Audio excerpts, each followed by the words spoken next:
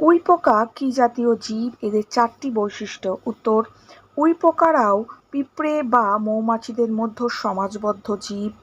এরা সন্ধিপদী বা অর্থোপোডা পর্বের প্রাণী। এদের বৈশিষ্ট্য লিখব, উইপোকার গায়ে অন্য পোকাদের মতো কোনো শক্ত খোলা থাকে না, শুধু পাতলা আবরণ থাকে। তাই বেশিক্ষণ রোদের তাপ লাগলে শরীর থেকে জল বেরিয়ে শরীর শুকিয়ে যায়। এই জন্য উইপোকা গর্তের মধ্যেই থাকে। নেক্সট লিখব, এরা সবসময় সুড়ঙ্গ তৈরি করে তার মধ্যে দিয়ে চলাফেরা করে। সুড়ঙ্গের মধ্যে তাপমাত্রা ও জলীয় বাষ্পের পরিমাণ নিয়ন্ত্রিত থাকে। নেক্সট, উইপোকাদের প্রধান খাদ্য হলো গাছের কাঠ অংশ। এদের পেটের মধ্যে টাইকোনিম্ফ নামে পরজীবী জীবাণু থাকে বলে এরা কাঠের সেলুলোজ শর্করা পর্যন্ত হজম করতে পারে। এটা কিন্তু খুব ইম্পর্টেন্ট শর্ট কোশ্চেন্স হিসাবে ওই পার্টটা আসে। ওকে, নেক্সট হচ্ছে উইরানি খুব মোটা আর সারা শরীরে ডিম বোঝাই পেট ছাড়া আর কিছুই দেখা যায় না। মানে উইরানির সারা শরীরটা মোটা, ডিম বোঝাই একটা পেট, সেটা ছাড়া আর কিছু দেখা যায় না। রানীর ছেলেমেয়েরা দাসদাসী বা সৈন্য শ্রমিক হতে পারে। হয়ে গেল এই প্রশ্নের উত্তর। নেক্সট পরের প্রশ্নে যাব। পরের প্রশ্ন, বাঘিনী কিভাবে সন্তানদের পালন করে? উত্তর লিখব, বাঘিনীর সন্তান পালন। বাঘ ও বাঘিনী উভয়ই হিংস্র হলেও বাঘিনী অত্যন্ত স্নেহের সঙ্গে সন্তানদের লালন পালন করে। বাঘিনী পরিষ্কার জায়গায় বাসা তৈরি করে বাচ্চাদের জন্ম দেয়। বাচ্চা জন্ম দেওয়ার পর বাঘিনী ঠায় সেখানে বসে থেকে তাদের পাহারা দেয়। এই সময় বাঘিনী খাদ্য গ্রহণও করে না। ওর বাসা কেউ চিনে ফেললে বাঘিনী সঙ্গে সঙ্গে বাসা পরিবর্তন করে। এই সময় কোনো প্রাণী বা মানুষ যারা মধু সংগ্রহ বা কাঠ কাটতে পারে তারা মুখোমুখি হলে বাঘিনী তাকে মেরে ফেলে। নেক্সট লিখব, একটু বড় হলে বাঘিনী বাচ্চাদের ধীরে ধীরে শিকারে অভ্যস্ত করে তোলে এবং শিকারের সময় সঙ্গে করে নিয়ে যায়। প্রথমে কয়েক সপ্তাহ বাচ্চারা কিভাবে শিকার ধরতে হয়, দাঁত বসিয়ে কিভাবে মাংস ছিঁড়ে খেতে হয় তা শেখায়।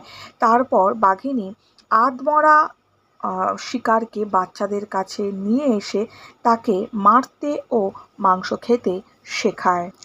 নেক্সট পয়েন্টে দেব, বাচ্চাদের বাঘিনী সাঁতার কাটতেও শেখায়। প্রায় 6-7 মাস বাঘিনীর কাছ থেকে শিক্ষা পেয়ে বাচ্চারা পূর্ণাঙ্গ বাঘে পরিণত হয়। দ্যাটস ইট, এতটা লিখব তাহলেই হবে। পরের প্রশ্ন, চাষি পিঁপড়েদের প্রিয় খাদ্য কি? এরা কিভাবে সেই খাদ্য সংগ্রহ করে? উত্তর লিখব, চাষি পিঁপড়েদের প্রিয় খাদ্য হলো সাদা রঙের ছত্রাক। চাষি পিঁপড়েরা মাটিতে গর্ত করে বাসা বানায় ও ওই বাসাতে কাটা পাতা এনে জমায়। পাতা পচে গেলে ওই পাতার উপর এক বিশেষ ধরনের সাদা রঙের ছত্রাক জন্মায় ও চাষি পিঁপড়েরা তাদের খাদ্যরূপে গ্রহণ করে। নেক্সট পরের প্রশ্ন, উইপোকা সবসময় গর্তের ভেতর থাকে কেন? উত্তর লিখব, উইপোকাদের গায়ে অন্য পোকাদের মতো কোনো কিউটিন নির্মিত শক্ত খোলা থাকে না। ফলে বেশিক্ষণ রোদের তাপ লাগলে শরীর থেকে জল বেরিয়ে যায় ও শরীর শুকিয়ে উইপোকা মারা যায়। এ কারণে উইপোকারা সবসময় গর্তের মধ্যে থাকে। এমনকি কোথাও যেতে গেলেও তারা সুড়ঙ্গ বানিয়ে নিয়ে সেখানে যায়। পরের প্রশ্ন, হাতির সুর আসলে কি? সুর দিয়ে হাতি কি কাজ করে? উত্তর, হাতির উপর ঠোঁট নাকের সঙ্গে মিলিত হয়ে এবং লম্বা হয়ে সুর তৈরি হয়েছে। সুরের সাহায্যে হাতি অনেক কাজ করে। যেমন 1 নম্বর, সুর উপরে তুলে বাতাসে গন্ধ শোকে। 2 নম্বর, শ্বাসকার্যে সাহায্য করে। 3 নম্বর, গাছের ডাল ভাঙা ও ফল পাতা প্রভৃতি ছিঁড়ে মুখে ঢোকায়। দেখেছ, তুললাম ওপরে।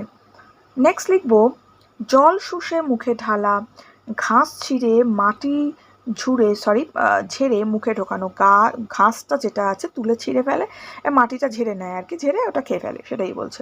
নেক্সট, এমনকি মাটিতে ছোট ফল পড়ে থাকলে তা তুলতে সাহায্য করে হচ্ছে কি না, ওই সুর।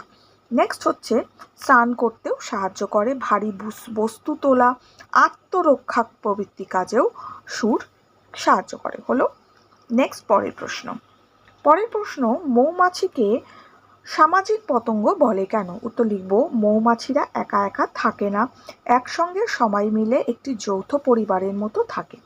একটি মৌচাকে কেবলমাত্র একটি পরিবার থাকে। পরিবারে অর্থাৎ মৌচাকের কেন্দ্রবিন্দু হলো রানী, অর্থাৎ রানী মৌমাছি। রানী ডিম পাড়ে এবং মৌচাকে থাকা শ্রমিক মৌমাছিরা রানীর সন্তান প্রতিপালন, মধু তৈরি, রানীর যত্ন, মৌচাকের সুরক্ষা প্রদান প্রভৃতি কাজ করে। পুরুষ মৌমাছি কেবলমাত্র প্রজননে অংশ নেয়।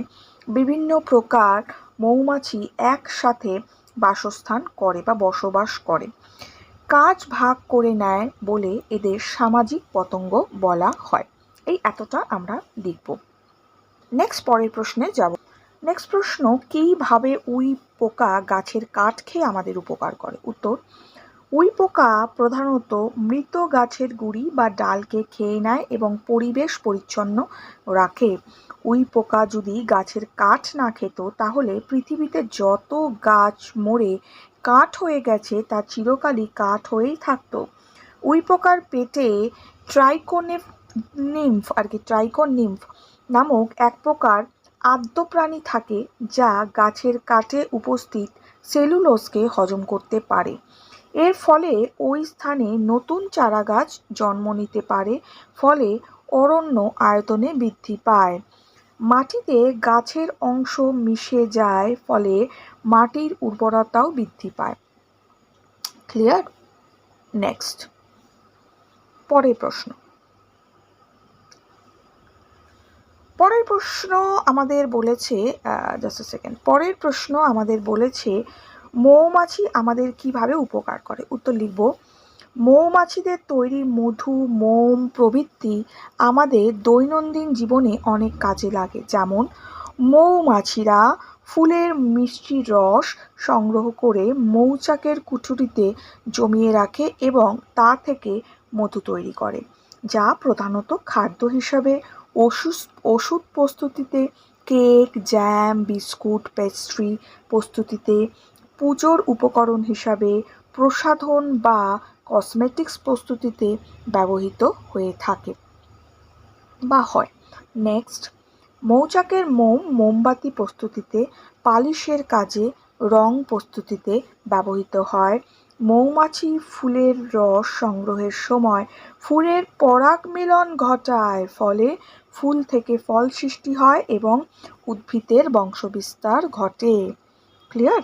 এইভাবে আমরা লিখব। এই প্রশ্নগুলো দিলাম, ইম্পর্টেন্ট, ভালো করে পড়বে। তারও একটি প্রশ্ন আছে, সেটা হচ্ছে পরীক্ষায় খুব আসে, শ্রমিক মৌমাছি বা কর্মী মৌমাছি কাকে বলে, এদের কাজ কি? এটা আমি ডিসকাশন করলাম না, কেন আগের পার্টে অলরেডি আমি যখন মৌমাছিদের জীবনচক্রটা বা আচার আচরণটা আমি ডিসকাশন করেছিলাম, তখন কিন্তু আমি এটা অলরেডি তার মধ্যে শ্রমিক মৌমাছি ছিল, তো সেই জন্যে আমি করলাম না।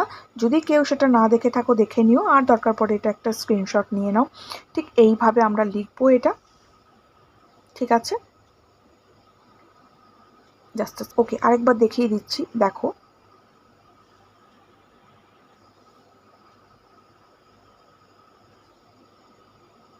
ঠিক আছে, বাস এতটুকু লিখবে, তাহলেই হবে।